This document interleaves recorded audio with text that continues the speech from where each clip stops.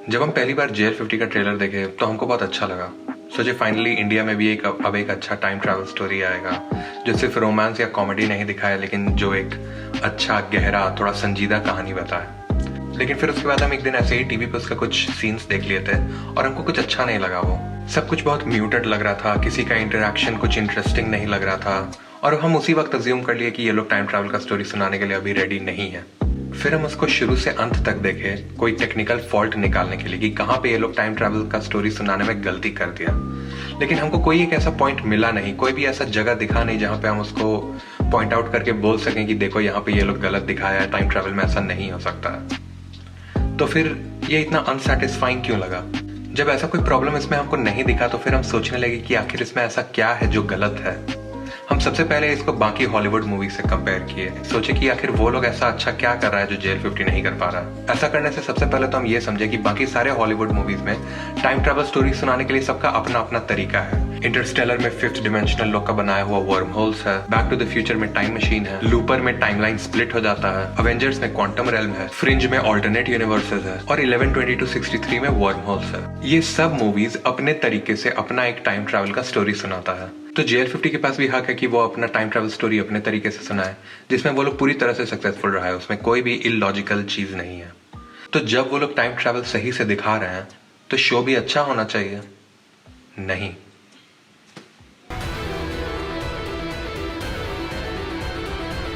मैं बस इतना जानना चाहता हूँ, इसे टाइम ट्रैवल की तरह स्टेज क्यों किया जा रहा है? स्टेज नहीं किया जा रहा शांतनु, ये टाइम ट्रैवल है।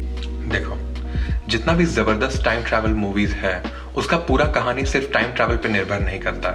टाइम ट्रैवल उसका एक हिस्सा है और एक बहुत बड़ा हिस्सा है, लेकिन जनता को उसको कुछ ज्यादा समझने का जरूरत होता नहीं है। हमको नहीं फर्क पड़ता है लूपर में टाइमलाइन सेंस बनाता है कि नहीं, एवेंजर्स में पैरेलल यूनिवर्सेस क्रिएट हुआ है कि नहीं, 11/22/63 में वो पास्ट को चेंज करने के बाद फ्यूचर में आ सकता है कि नहीं। हमको फर्क पड़ता है तो किरदार से, उसके जर्नी से, उसके दुश्मन से, उसके प्रॉब्लम से, और JL50 में यही चीज गायब है। ये क्यों इतना बड़ा दिक्कत है इसके बारे में हम बाद में बात करते हैं। अभी बात करते हैं मिस्ट्री स्टोरीज के बारे में। देखो, हर मिस्ट्री मूवीज का 3 पार्ट होता है। ये कोई थ्योरी नहीं है, ये बस हम अपने मन से बोल रहे हैं, लेकिन सेंस बनाता है। पहला पार्ट होता है सिचुएशन, यानी कि परिस्थिति। इसमें हम लोग को पता चलता है कि क्या हुआ, कौन लोग इन्वॉल्व है, कौन अपना हीरो है, यही सब। दूसरे पार्ट में आता है फैक्ट्स, यानी कि तथ्य। ये पार्ट में हम लोग को नया नया चीज पता चलता है जो कि पहले छुपा हुआ था। कौन झूठ बोल रहा था, कौन किसके साथ इन्वॉल्व है, किसके साथ क्या अफेयर है, ये सब। और फिर लास्ट में आता है कंक्लूजन, यानी कि कहानी का अंत, जिसमें सारा रहस्य खुल जाता है और हम लोग को क्लियरली समझ में आ जाता है कि क्या हुआ था। ये तीनों पार्ट्स के दौरान अपना एक्साइटमेंट ऐसे रहता है, कम से ज्यादा, लेकिन JL50 में अपना एक्साइटमेंट ऐसे हो जाता है। परिस्थिति में सबसे ज्यादा एक्साइटमेंट है, जब तथ्य पता चलता है तब बकवास लगने लगता है थोड़ा, और जब अंत पता चलता है तब गुस्सा आता है और मन करता है कि ब्राउजर बंद कर दें और कुछ अच्छा देखें। ऐसा इसलिए है क्योंकि ये पूरे सीरीज में एक्साइटमेंट सिर्फ एक चीज पे डिपेंडेंट है। हाँ, हमको ये जानना है कि ये प्लेन टेक ऑफ के 35 साल बाद क्यों और कैसे क्रैश किया, लेकिन सिर्फ यही नहीं जानना है हमको। शो के अंदर जितना भी किरदार है हमको वो सब के बारे में जानना है।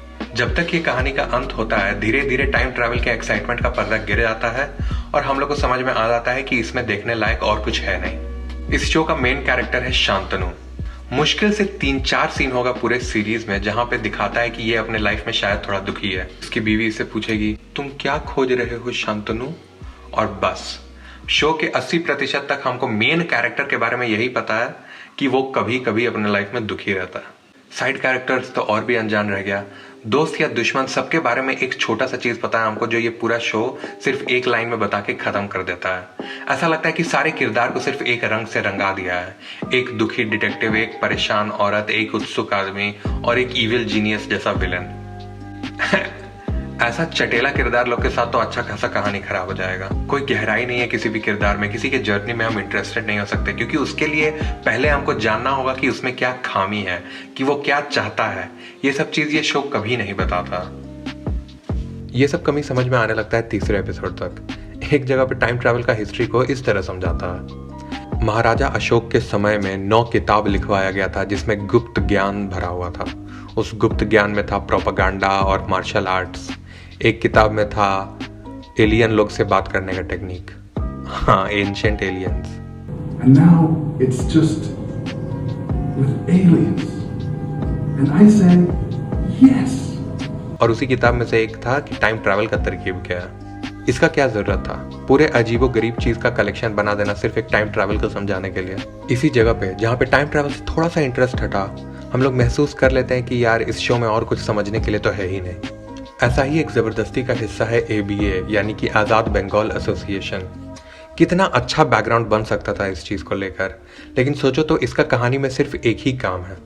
कोई मानेगा तो नहीं कि साइंटिस्ट अपने से जाके कोई प्लेन हाईजैक कर लिया, इसीलिए उसको टेररिस्ट ऑर्गेनाइजेशन के साथ जोड़ दो ताकि वो क्राइम कर पाए कुछ। दास एक जगह पे कहता है शांतनु से कि वो साइंटिस्ट प्लान किया था 35 दिन आगे जाने का और वो गलती से 35 साल आगे चला गया। और फिर भी 35 साल बाद ABA एक दूसरा प्लेन हाईजैक कर लिया है अपने लीडर को निकलवाने के लिए, और अब वो ABA का लीडर और ये साइंटिस्ट मिलेगा। अगर साइंटिस्ट गलती से 35 साल बाद आगे चला गया तो ये कैसा कोइंसिडेंस है कि टेररिस्ट ऑर्गेनाइजेशन का लीडर भी उसी वक्त उससे मिलने जा रहा है, क्योंकि ABA को तो पता नहीं चल सकता था कि उसी वक्त वो साइंटिस्ट आ रहा है। ये बेमतलब का एक झोल बन गया जस्ट बिकॉज ABA को किसी तरह कहानी में डालना था। जब सीरीज ऑलमोस्ट खत्म होने लगता है तब हम लोग को समझ में आता है कि शांतनु इतना अपसेट क्यों था, और उसके 5 मिनट बाद सब कुछ ठीक हो जाता है। इसी से पता चलता है कि ये जो सिंपल सा प्लॉट लाइन है उसको बस ऊपर से थोपा गया था। इमेजिन करो शोले में अगर फिल्म का 80% तक बस यही दिखाए कि जय और वीरू क्या कर रहा है, और लास्ट के 10-15 मिनट में दिखाए कि अच्छा हाँ गब्बर और ठाकुर का भी कुछ दुश्मनी था लेकिन अब वो सब ठीक हो गया, तो सिनेमा कैसा लगता तुमको? वही प्रॉब्लम है JL50 के साथ। अगर शांतनु के लिए ये सही में इतना बड़ा प्रॉब्लम था कि वो अडॉप्टेड है, तो उसको अच्छे से फ्लैश आउट क्यों नहीं किया गया पूरे सीरीज में? क्यों नहीं दिखाया कि वो उसके लाइफ को कैसे इम्पैक्ट करता है? क्यों नहीं दिखाया गया कि उसकी वजह से उसको क्या प्रॉब्लम्स हो रहा है? अगर ये सब दिखाता, अगर हमको पता चलता कि शांतनु को वो दिक्कत है, तो जब वो सॉल्व होता तब हमको अच्छा लगता ना कि हाँ वो कुछ अपनी लाइफ में हासिल किया या उसके लिए कुछ अच्छा हुआ। ऐसा ही दास के साथ भी होता है। लास्ट में पता चलता है कि उसका कुछ प्लान था और लिटरली उसके 1 मिनट बाद उसका प्लान फेल हो जाता है। ये आखिरी में नया चीज जोड़ देना और फिर उसको तुरंत खत्म कर देना लक्षण है एक ऐसे स्क्रिप्ट का जिसमें पहले सोचा गया कि चलो कुछ मस्त टाइम ट्रैवल का सीरीज बनाते हैं, और फिर आखिर में जब समझ में आया कि किरदार के लिए तो कुछ किए ही नहीं, तो कुछ छोटा मोटा जोड़ देते हैं जो कि कहानी से बिल्कुल भी संबंधित नहीं है। मेरा एक फेवरेट टीवी शो है फ्रिंज, जिसमें FBI बहुत अजीबोगरीब विचित्र केसेस को इन्वेस्टिगेट करता है। Strange things happening. Things like mind control, teleportation, genetic mutation, reanimation. Reanimation? Really? So you're telling me what? My father was Dr. Frankenstein? I knew someone would come.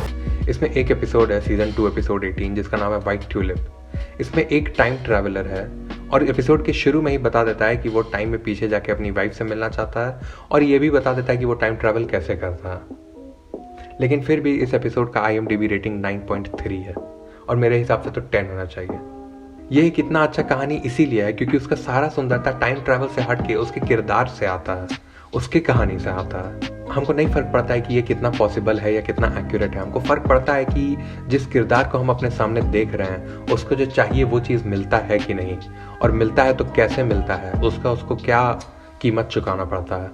जब ये series खत्म होता है तो जो शांतनु पास्ट में जाकर सब कुछ ठीक करता है वो गायब हो जाता है। ये साइंटिफिक सेंस बिल्कुल बनाता है क्योंकि जब आप पास्ट में जाकर सब कुछ ठीक कर देते हैं तो आप अपने पास्ट में आने का कारण भी मिटा देते हैं, इसीलिए आप अपने आप को भी मिटा देते हैं। ये साइंटिफिक सेंस बिल्कुल बनाता है लेकिन ये स्टोरी को खराब कर देता है। जिस नए शांतनु को हम देख रहे हैं उसको तो कोई आइडिया ही नहीं है कि वो क्या खोया है क्या पाया है। उसके लिए तो बस ये एक आम सा दिन है। ना हम पुराने शांतनु का कोई स्ट्रगल देखे, ना ही हम नए शांतनु का कुछ खुशी देख रहे हैं। अच्छा साईफाई वो होता है जो साइंटिफिक सेंस के साथ भी एक अच्छी कहानी को बैलेंस कर पाए, और JL50 में ये बिल्कुल भी नहीं है, इसीलिए ये इतना अनसैटिस्फाइंग शो है। जब शो को सोच समझ कर ना बनाया गया हो तो छोटा छोटा डिटेल्स देखकर भी शिकायत करने का मन करता है। फॉर एग्जाम्पल इसमें सबसे बड़ा गलती जो है वो है वर्म होल को नहीं दिखाना। आपको पता है कि इंडिया में ज़्यादातर लोग टाइम ट्रैवल मूवीज़ अभी तक नहीं देखा है, लेकिन फिर भी आप ये बात ज़रूरी नहीं समझे कि वो लोग को अच्छे से टाइम ट्रैवल समझ में आ जाए। और उसमें से सबसे इम्पॉर्टेंट बात है वो मोमेंट जहाँ पे वो लोग टाइम ट्रैवल करता है। जैसे ही ये लोग टाइम ट्रैवल करने वाला रहता है स्क्रीन ब्लैक हो जाता है और फिर वो लोग 35 साल पहले पहुँच गया। इससे बहुत अच्छे तरीके से हैंडल किया जा सकता था टाइम ट्रैवल को। और एक और बात, JL50 का ओपनिंग सीक्वेंस पूरा कॉपी किया गया है ट्रू डिटेक्टिव से। ट्रू डिटेक्टिव एक मास्टरपीस शो है जिसका ओपनिंग सीक्वेंस के पीछे भी बहुत सोच समझकर काम किया गया है। उस स्टाइल को भी डेवलप किया गया था शो के दोनों किरदार को ध्यान में रखकर। ऐसे स्टाइल को कॉपी करना जहाँ पे किरदार के बारे में सोचा भी नहीं गया है, ये मेरे हिसाब से बहुत बड़ा गलती है। तो ये था मेरा जेल 50 का रिव्यू। ये तो हम पहले से सोच के रखे थे कि हाँ इसका रिव्यू करना है, लेकिन अब हमको एक्चुअली में कोई आइडिया नहीं है कि कौन से शो या मूवी का हम रिव्यू करें। तो प्लीज़ कमेंट बॉक्स में कोई आइडिया दे दो, वीडियो को लाइक कर दो और शेयर कर दो, और चैनल को अगर सब्सक्राइब अभी तक नहीं किया तो सब्सक्राइब कर दो। Thank you very much.